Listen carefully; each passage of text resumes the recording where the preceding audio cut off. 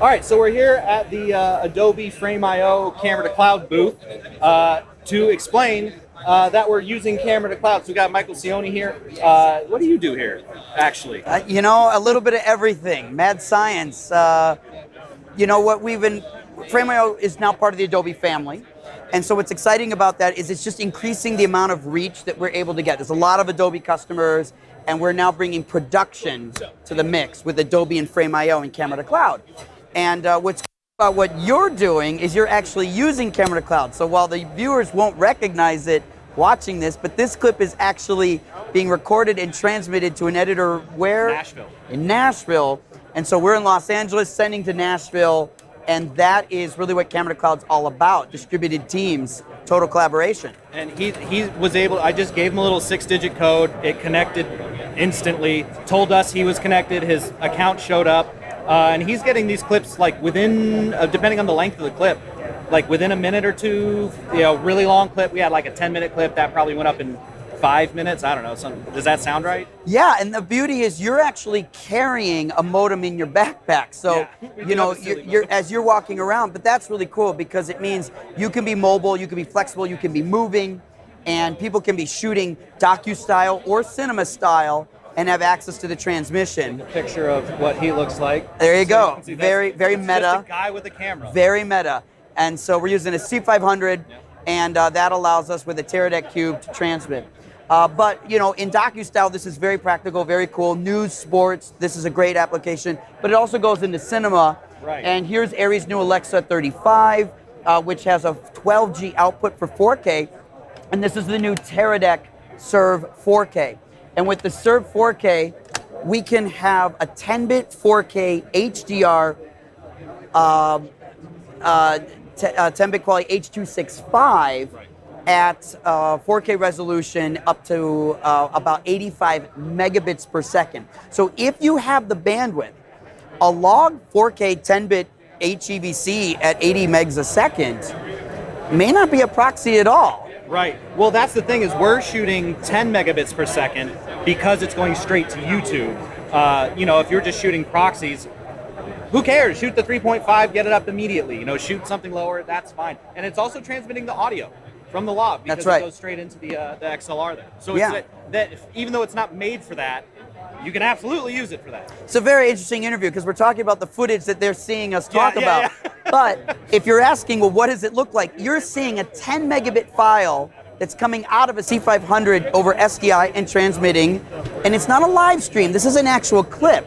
So it means that we're not subject to like live stream hiccups and problems like that. We're getting a 10 meg file no matter what, right. And it uploads as soon as you hit cut. So if you're not in a network friendly space, it'll just take a little longer to upload, like sending a big email attachment. Well, and also in this space, you know, there's a lot of Wi-Fi going on, and I noticed that if it ever got stuck or whatever, it would just wait, because I guess the clip is on the Teradek. That's right. So it's just, it'll wait till it gets a good connection or whatever, and then it just keeps chugging even if you're not attending to it. Yeah, you think about it, when it comes to production of all types, you want to have bulletproof solutions. You need parachutes, you need plan Bs and Right. plan Cs.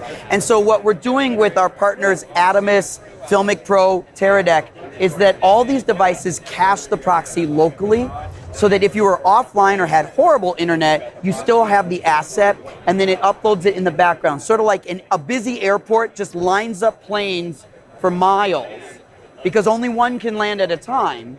And so that's sort of what this does. Your clips may line up in a queue, but the cache is able to be there. The cache is able to be there, and it allows that cache to be able to transmit at whatever speed your internet is, but it'll get up there. We've even had people not be able to upload because they're shooting in a swamp. Right. My friend Danny Brother shot a feature, and half of his feature was shot in an Alabama swamp. And what they would do is just put the cube or the serve with a battery connected to it on the dashboard of the car. And as they drove back into town, the clip started uploading because it's just looking for that signal. By the time they get to the hotel, everything's there. Right. And so it's like we're still getting automatic dailies, instant review, instant editing, instant transcription. These are all attributes that happen. And as time goes on, we will only have more bandwidth. Bandwidth will never go down. Right. Tomorrow's bandwidth will be higher than today's and will always be true. Well, and so our editor is currently using Premiere, and like I said, he was able to just really quick. I mean, it was instant. It was truly instant. But you guys also have Camera to Cloud, Frameio, all this in Baselight now. That's right. Yeah, Baselight is our latest partner, which is really important because a lot of people, when the Adobe acquisition happened, people said, does this mean non-Adobe products will not be integrated with Frameio? Will we lose current Frameio integrations with like Resolve and Final Cut? And the answer is absolutely no. Our integrations continue to go forward. So post Frameio acquisition, we've added Baselight, and now colorists and cinematographers that want to work with Baselight have the notes to transmit back and forth, publish, send and receive from a Baselight. So that integration is something Adobe supports. Well, and on top of all this, it's part of Frameio, so you can all the review stuff is still part of that. That's right. It's not our job to tell people what instrument to play. Adobe, we make a lot of great tools, but there are a lot of tools that we do not make, and that's okay. And we want people to use the tools they choose. Frameio is the collaboration layer that connects all those tools together, as opposed to us trying to invent everything. We can't build it all. And so we want to be that layer. One of the most frustrating things with people, and everyone here could probably understand, is like too many subscriptions, too many passwords, too many logins. What we're trying to do at Frameio with a program we call Camera to Cloud Connections, or C2C Connections, is one password and one login gets you into the Frameio world, and it connects all these devices together. Apps, embedded systems, hardware, sound, picture, cameras, log devices, logging applications. If you had just one application to log into with one password, wouldn't that be better? Yeah, I see that a lot with like logging into Adobe stuff. I've noticed that it's just like all the new web apps and stuff that come out. It's just like, give me the Adobe login. Oh, that's nice, That's right. That's right. So kind of a one login approach, and it also means it's more secure. You can better authenticate more people into one project, and you can govern who should see what and remove them when it's appropriate. If there's all these tools and everything's distributed, you got copies that you don't even know where they are, right? And think about your own personal photos. You might have 3 clouds that your photos are on. That feels good, but it's also redundant, and it's also confusing, and it's also which copies are where. That's not good for high-valued property, right? Like your media assets. And as confused and convoluted, sometimes even people's private photo libraries can get. We don't want that to happen with video assets. So we need to make that secure, safe, distributable, manageable, and that's part of that Frameio sort of collaboration layer commitment. Yeah. And we talked to you guys at NAB, so we kind of have the rundown, but what has changed between NAB and now? If you go on and see the NAB video, it's on the YouTube channel. But so Baselight, obviously, Camera to Cloud working out, but is there anything else that you guys are working on? Yeah, the Surf 4K is now real and out. Atomus now has the Shogun and the Shogun Connect. John, will you grab me the Shogun? Our cameraman is very excited. Look at his face. You can't see his face. He's very excited. The Ninja is the 5-inch model, and this is basically the first time anyone's seen the Shogun, which is the 7-inch model.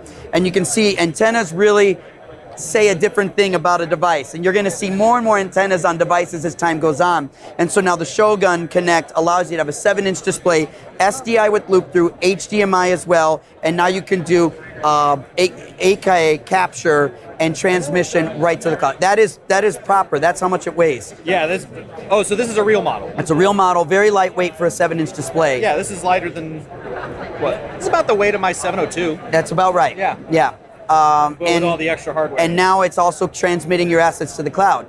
And so this is a very significant hardware upgrade that allows a larger display to take a proxy file and get it to Frameio instantly. So that's a really cool tool. And then the other tool for our enterprise customers is Apple TV. Right. What I love about Apple TV, I use it now constantly, is it's the best way to emulate how a lot of my work is going to be viewed anyway.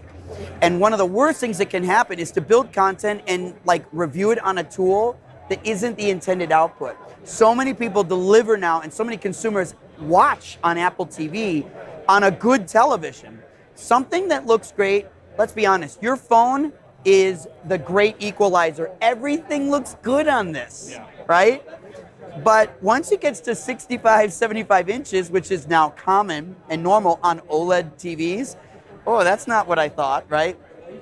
Well, you don't want to learn that at the end of the process, right? So now with Apple TV, you can actually essentially watch what you're doing and simulate it while it's still a work in progress before you deliver. And that's a really powerful attribute of Frameio now. Yeah. No, that was a very cool feature that I was kind of stoked on for NAB. Yeah. Well, that covers it, right? That covers it. Hold you here all day. We've got fun tools, fun integrations, and a lot of feedback from customers. Sometimes people say, "Why trade shows?" Right. And why videos? Comments matter. I mean, if you're going to be a troll, nobody wins. Right. But if you can use comments, we read those. When you come here, we listen. Right. So much of what we have here is feedback from users. Help us do that. Don't be a troll. Be a collaborator, be a contributor, because you can actually, skeptics welcome, but also we're not afraid of the criticism because it helps us correct mistakes. We can't get everything right, but if we don't get the proper feedback, how are we going to know? Yeah. So give the right comments, encourage that, tell us how you want it to work, because we could probably do it, right? Well, and on top of that, like a little peek behind the curtain, I didn't quite know how this worked, and I came in early and they fixed it for me. So you can have that happen too. Free IT. There you go. At a trade show. Well, Michael, thank you so much for chatting with me. My pleasure. Appreciate it. Yeah, of course.